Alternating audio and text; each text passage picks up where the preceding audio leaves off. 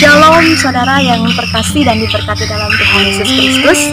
Pada saat ini kita akan merenungkan akan kebenaran firman Tuhan. Namun sebelumnya, mari kita merendahkan diri kita di hadapan Tuhan. Kita bersatu di dalam doa. Mari kita berdoa. Pada saat ini kami menundukkan kepala kami di hadapan-Mu Tuhan Yesus, memohon dengan segala kerendahan hati Tuhan berkenan untuk menganugerahkan pengertian dan hikmat kepada kami, agar kami mengerti firman Tuhan yang disampaikan bagi kami, dan firman Tuhan ini menjadi suri teladan dalam kehidupan kami sebagai orang percaya. Terima kasih Tuhan, dalam nama Tuhan kami Yesus Kristus kami berdoa. Amin. Saudara yang diberkati dalam Yesus Kristus, pada saat ini firman Tuhan untuk kita diambil dari 1 Tesalonika pasalnya yang keempat, ayatnya yang ke-9 hingga ayatnya yang ke-12, sesuai dengan Almanak Nas Gereja Kalimantan Evangelis. 1 Tesalonika pasalnya yang keempat, ayat yang ke-9 hingga ayatnya yang ke-12, di bawah perikop nasihat supaya hidup kudus. Demikian firman Tuhan. Tentang kasih persaudaraan tidak perlu dituliskan kepadamu, karena kamu sendiri telah belajar kasih mengasihi dari Allah. Hal itu kamu lakukan juga terhadap semua saudara di seluruh wilayah Makedonia. Tetapi kami menasihati kamu saudara-saudara, supaya kamu lebih bersungguh-sungguh lagi melakukannya. Dan anggaplah sebagai suatu kehormatan untuk hidup tenang, untuk mengurus persoalan-persoalan sendiri, dan bekerja dengan tangan seperti yang telah kami pesankan kepadamu, sehingga kamu hidup sebagai orang-orang yang sopan di mata orang luar dan tidak bergantung pada mereka. Yang berbahagia ialah mereka yang mendengarkan firman Tuhan dan yang memeliharanya. Amin. Saudara yang terkasih dan diberkati dalam Yesus Kristus, sebelum kita lebih lanjut belajar akan kebenaran firman Tuhan ini, ada satu buah video yang akan saya bagikan untuk saudara, dan kiranya video ini boleh mengantarkan kita pada perenungan kebenaran firman Tuhan. Hidup ini adalah tentang kasih. Kita diingatkan untuk hidup saling mengasihi, karena kita telah belajar tentang kasih dari Allah itu sendiri.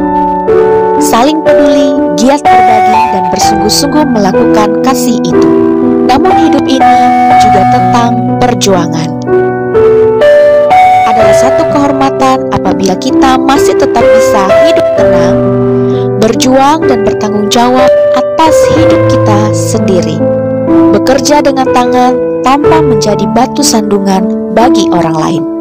Dari kasih dan juga perjuangan itulah kita belajar dan mengingat akan kasih Kristus yang besar itu yang Ia berikan bagi kita yang begitu dikasihinya. Kalau tadi kita melihat video yang disampaikan untuk kita diingatkan untuk hidup saling mengasihi satu dengan yang lain, dan juga diingatkan bahwa hidup ini adalah perjuangan. Saudara, apabila kita diingatkan mengenai hidup yang adalah saling mengasihi dan juga hidup yang adalah perjuangan, maka firman Tuhan pada saat ini yang diperhadapkan untuk kita juga mengingatkan kita akan hal yang sama. Rasul Paulus mengingatkan jemaat Tesalonika pada saat itu untuk hidup berjuang, untuk hidup saling mengasihi satu dengan yang lainnya. Apabila kita melihat dalam ayatnya yang ke-9 dan ayatnya yang ke-10, Rasul Paulus mengingatkan mereka untuk lebih bersungguh-sungguh lagi saling mengasihi satu dengan yang lain. Mengapa? Karena Allah telah terlebih dahulu mengajarkan kasih kepada mereka. Allah memberikan banyak sekali kasih karunia kepada mereka. Dan tidak hanya itu, mereka juga diingatkan untuk berjuang bertanggung jawab atas diri mereka sendiri, untuk tetap tenang. Dan sebagai satu kehormatan apabila seseorang tetap tenang di dalam Tuhan, apabila seseorang tetap berjuang di dalam Tuhan, mengurus persoalan-persoalannya sendiri, bekerja dengan tangannya sendiri, sehingga ia tidak menjadi orang yang menjadi batu sandungan bagi orang lain. Sehingga dikatakan dalam kebenaran firman Tuhan ini, dia tetap hidup sopan di mata orang lain dan tidak bergantung kepada orang lain. Bukan berarti saudaraku, pada bagian kebenaran firman Tuhan dalam ayat yang ke-11 dan ayat yang ke-12 ini, bukan berarti kita diajak untuk menjadi pribadi yang cuek atau pribadi yang tidak peduli, mengingat kita diingatkan untuk menjadi pribadi yang mandiri. Tidak, bukan berarti demikian.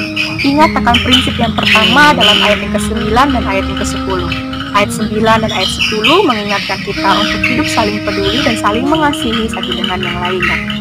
Namun ayat yang selanjutnya dalam nas yang disampaikan untuk kita pada saat ini mengingatkan kita untuk tetap bertanggung jawab, untuk fokus terhadap diri kita dan tanggung jawab terhadap diri kita, bahwa kita bertanggung jawab untuk mengurus persoalan-persoalan kita tanpa harus ikut campur dengan persoalan-persoalan orang lain yang bukan menjadi hak kita atau bukan menjadi bahagian kita.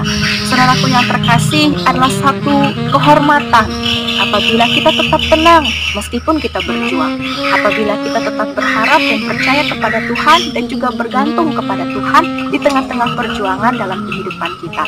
Pada saat ini, dalam kebenaran firman Tuhan untuk kita yang hanya terdiri dari 4 ayat yang disampaikan untuk kita, namun meskipun demikian kita diajarkan dan diingatkan untuk tetap hidup saling mengasihi, tenang di dalam Tuhan, berjuang di dalam Tuhan, kita bertanggung jawab atas diri kita sendiri dan belajar menjadi pribadi yang mandiri.